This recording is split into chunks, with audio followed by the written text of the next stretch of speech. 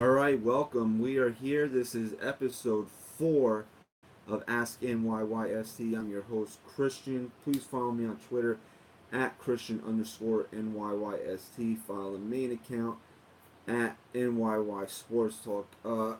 Figured let's do it on Tuesday. I was thinking about doing it on Thursday, getting this episode out here, but with the holiday, and then we're gonna record the pod on Thursday. I don't want to do too much Yankee talk in one day, so let's spread it out a little bit. So I figured let's do it Tuesday. Figured there might be a lot of questions coming out after the Yankees lost last night, and we got a bit from Patrick. Uh, will the issue of not getting runners in scoring position home come back to haunt them if Boone doesn't address the issue? I don't know what you really want Aaron Boone to do. Uh, what what can he do if these guys are not coming through with runners in scoring position? I mean, it's not like a video game where you can go in there and up the sliders and say, okay, now Aaron Judge is at 99 and hitting in clutch situations. These guys just got to come through. I mean, they're getting guys on base and they're not driving them home right now for whatever reason. It's just I don't know. Like Patrick uses the example of bunting when needed. This is an American League team that hits home runs. I mean, that's what their modus operandi is to hit home runs, and for the most part, it's worked. I mean, they have the highest winning percentage. Maybe they dipped a little bit below the Red Sox last night because I haven't checked the standings. But going into the game last night, they had the highest winning percentage in Major League Baseball. I mean, so how much are you going to try to fix something that really isn't broken? I know everybody's going to turn to last night. Glaber leads off, I believe that was the ninth, with a single, and then should Guardy have bunted, and then Gardner ends up turning it into hitting into a double play. Boone said that he didn't want them to take the bat out of Judge's hands in that spot. Now I know you can say, well, then they have this guy coming up afterwards, and they have this guy coming up afterwards, which is all great and good, but it still doesn't take away from the point that he didn't want the bat taken out of Aaron Judge's hands last night. So I don't really. I mean, you can't look at the decision based on the end result. You have to look at why it happened and the manager's reasoning for it. And again, I have no problem with what he said and why he did it because even I was at the game last night and even sitting there watching it, I said I don't know if he's gonna bunt him here for that exact reason. Because then I believe it was Didi that was coming up with a lefty on the mound. If I don't know. I'm sleep deprived. I had maybe like 2 hours of sleep last night. Got home from the game really, really late, and then I had to be up at 3 o'clock in the morning. So if I'm not exactly 100% on certain matchups, I apologize. But then I'm saying to myself, like, do you? If it was Stanton following Judge, then yeah, you know what? Maybe then you go ahead and you have Guardy bunt in that situation. They walk Judge, and then you got Stanton who kills lefties. But it was Didi, and Didi hasn't been as good against lefties as he has been in the past, and so I don't really have a problem with that. What do I think? This is from our boy Don Sicario. Sup, dude?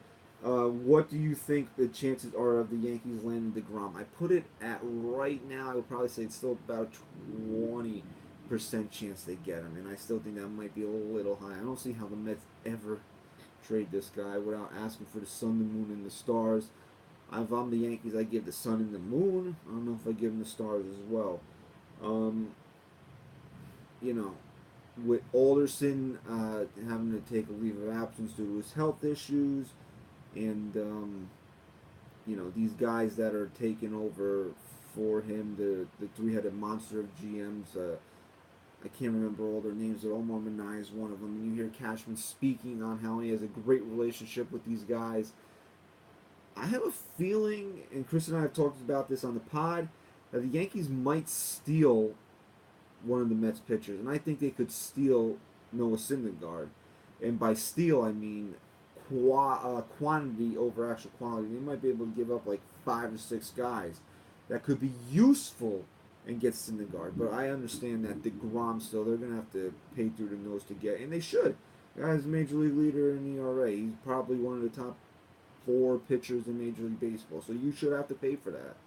I just I don't know. I think 20% still might be a little high. Um, Loizaga was sent down last night. My thoughts. I'm a little surprised.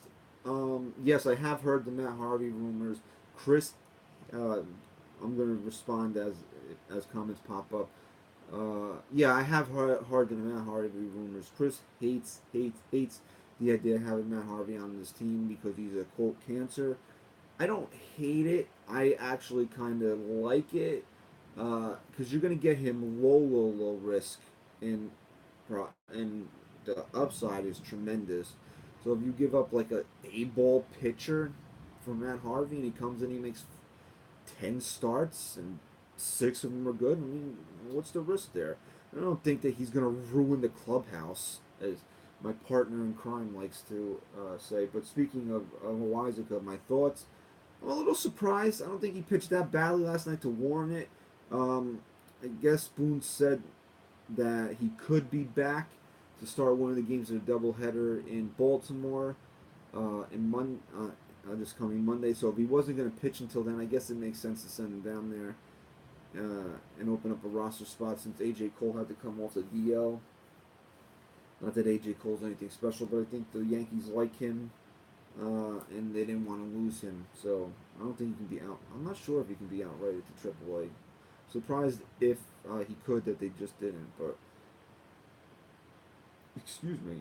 Do you think this is from Nat Lowry? I'm sorry, Nat, if I butchered your last name.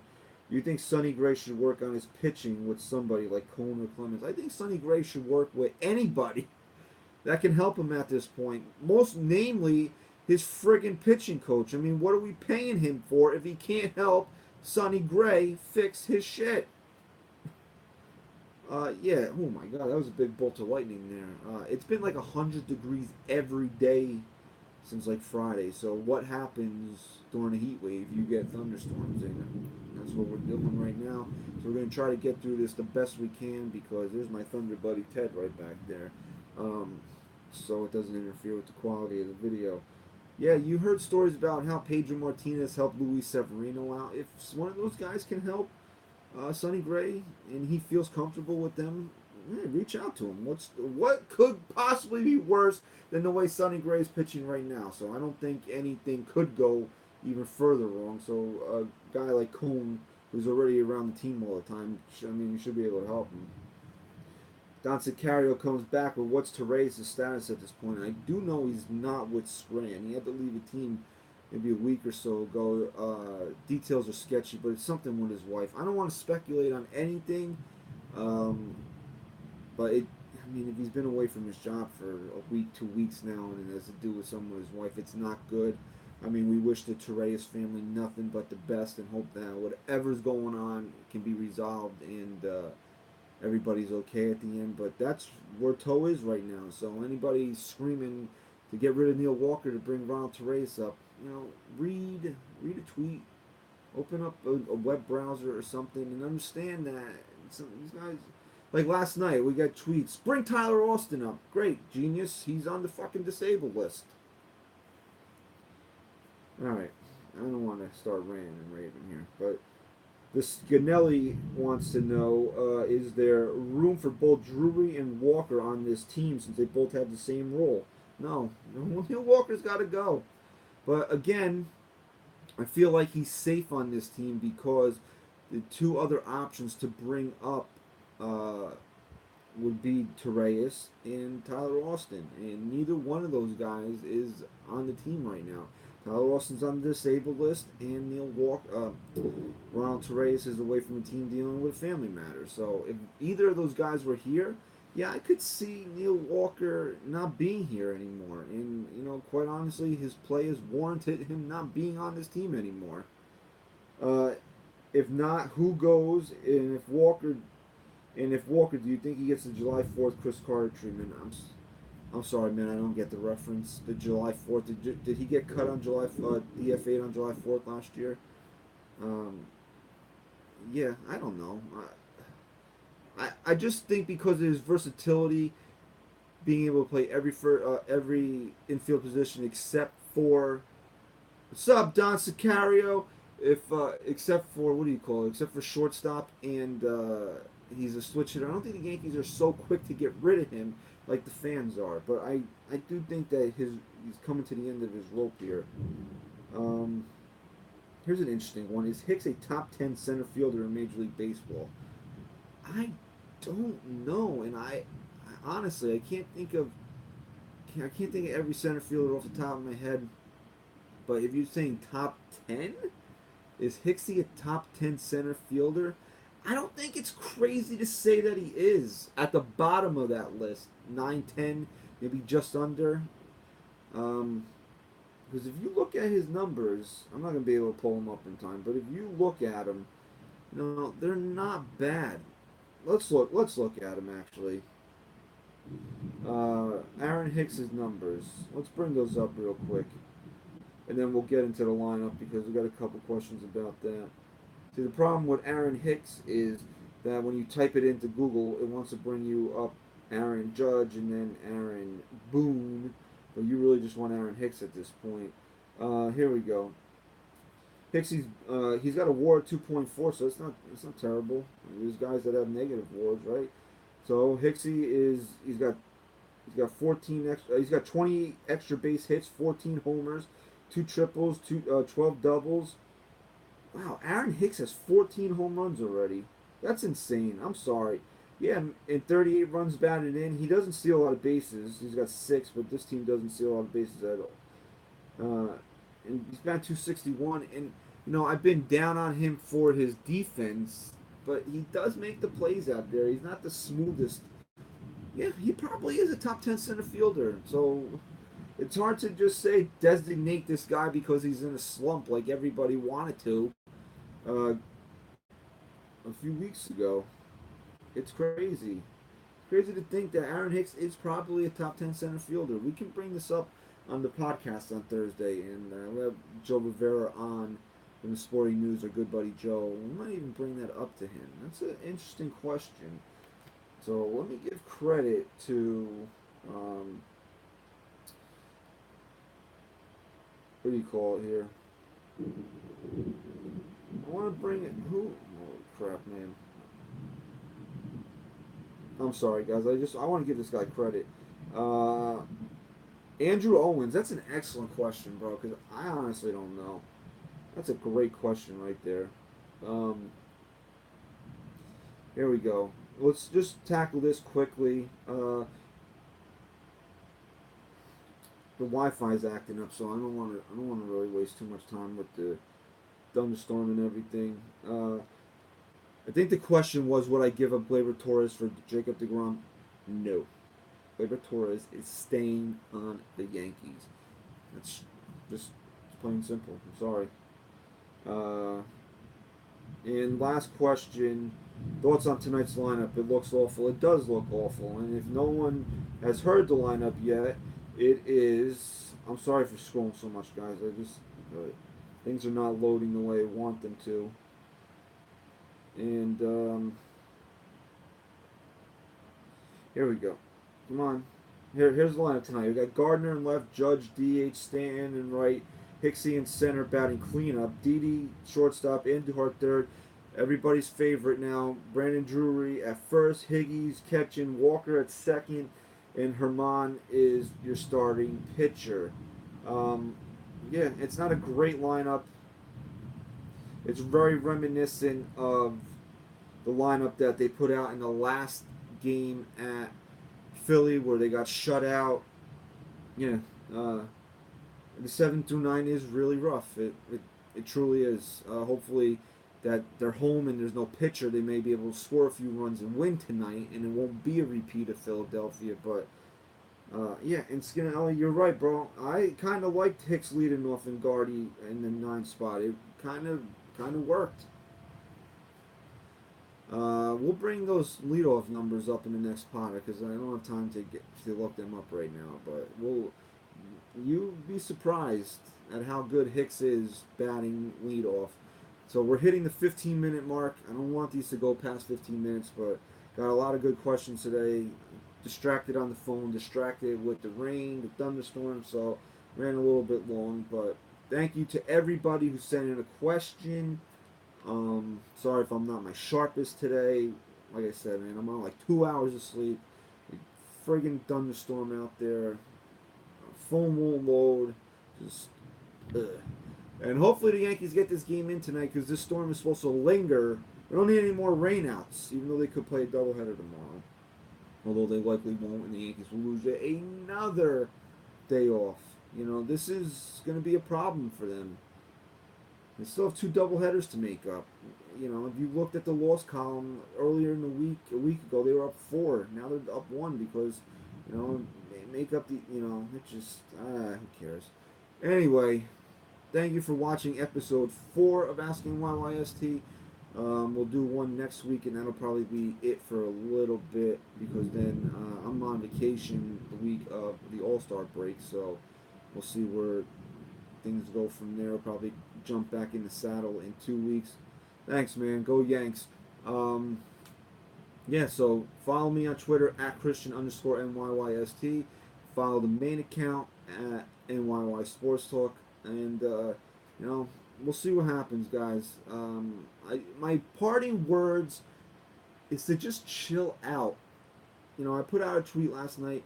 Everybody just got to relax because it's very frustrating to be a Yankee fan and hear other Yankee fans just constantly like, designate this guy for assignment or send this guy to AAA. Anytime anybody's in a slump, we've seen it with Betances and Gardner. Word, that's right, bro. And Sanchez and whoever else, right? And Hicks. And now look at all these guys. And they've all turned it around. I mean, Gary Sanchez was starting to come out of it before he got hurt. He was hitting the ball hard. Not a lot of results, but still coming around. Now Dellin Betances, he's as filthy as he's been in his entire career. Aaron Hicks, it's not outlandish to say, with his numbers, he's a top 10 center fielder in the league. And, you know, whoa, we got to designate this guy for assignment. No, you don't. You don't have to do that. You don't have to send guys to AAA every time they're in a slump. Just let these guys play things out. It took Stanton 2 months to get his ass in check. And now look, the guy's been hitting over 300 since June 1st, and he's hitting rockets all over the field. You know, so just get, you know, sometimes it takes time for guys to get out of a slump. And as I preach all the time with Greg Bird, the guy has not played a lot of baseball. 2015, this is just roughly 150 at-bats. 2016, missed the whole year. 2017, roughly 150 at-bats. This year he's got a little over 100 now at this point. The dude needs to play baseball. That's it. And his power numbers, and Chris put this out over on Twitter earlier today, his power numbers over the course of 162 games, he'd be a 30-plus home run hitter with 99 RBIs. You're going to designate that for assignment? Yeah, granted, his average would suck because right now he's on pace to be a 220 career hitter.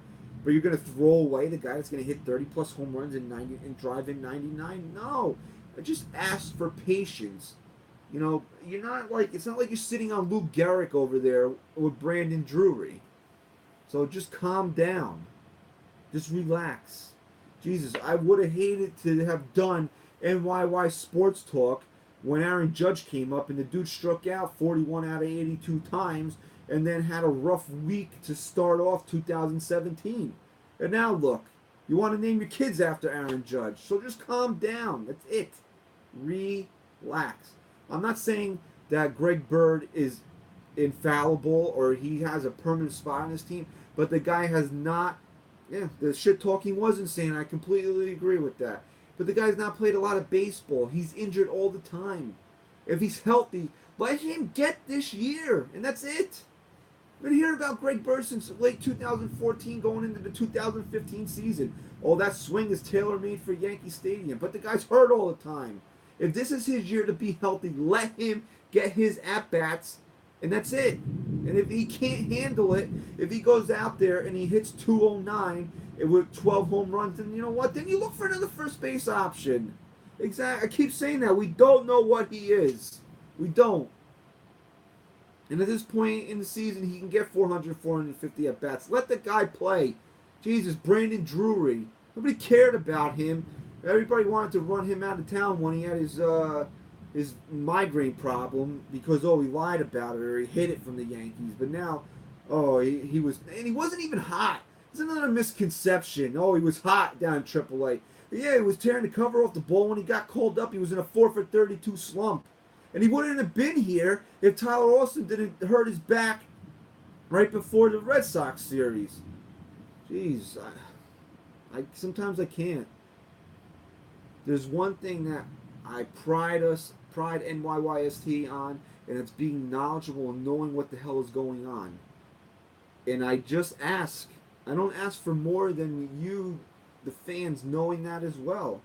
Because if you know and I know, then we can have good conversations. Like I said in one, I don't even know if you guys, that might have been in a lost episode. I said, like the Joker wanted a better classic criminal for Gotham in the Dark Knight. I want a better classic Yankees fans. Don't be the stereotypical idiot, obnoxious Yankee fan. Just don't. Why? Why do you want to go around perpetuating that myth? Be better. That's it. Just be better, guys. Alright, I went well past my 15-minute mark, but I had to get that rant out of the way. I'm sorry. I'll probably do it again on the pod, but thank you for watching episode 4 of Ask NYYST. I'm going to go take a nap or something and get ready for hopefully a game start at 7:05. Thanks for watching, and we'll see you in the next episode.